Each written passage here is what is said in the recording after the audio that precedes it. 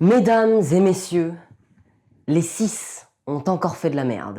Je vous explique, j'étais en train de monter la vidéo sur la représentation qui va sortir dans la foulée, quand je me suis souvenu qu'en fait j'étais typiquement en train de parler de ce qui se passe avec Scarlett Johansson et son nouveau film. Si vous n'avez pas entendu parler de tout ce bordel, il s'agit en fait d'un film, d'un biopic Rub and Tug de Rupert Sanders, dans lequel Scarlett Johansson va incarner un homme trans.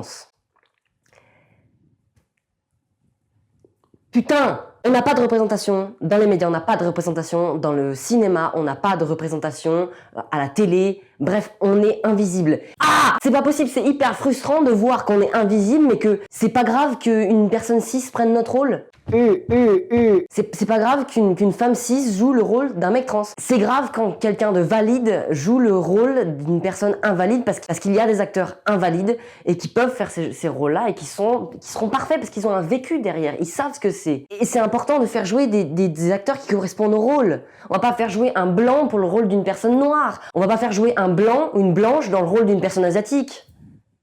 On va pas faire ça, hein? Hein, Scarlett?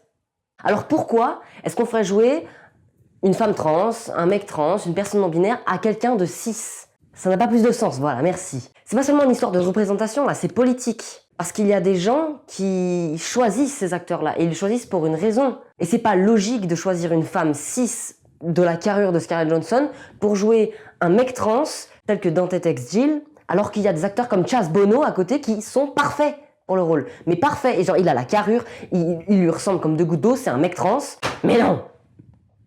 Non, on prend Scarlett Johansson parce que la tunasse, parce que c'est politique, parce qu'on n'a pas envie de voir des personnes trans dans du cinéma, dans du grand cinéma. À Hollywood, on n'a pas envie.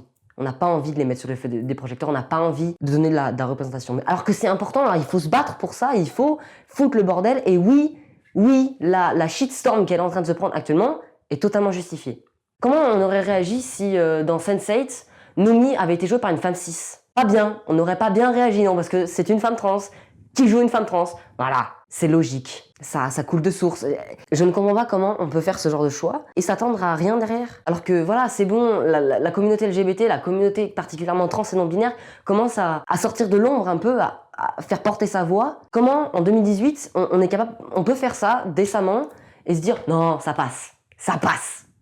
En vrai, voilà, on a eu Ghost in the Shell, c'était pas... Voilà, mais en vrai, là, ça passe.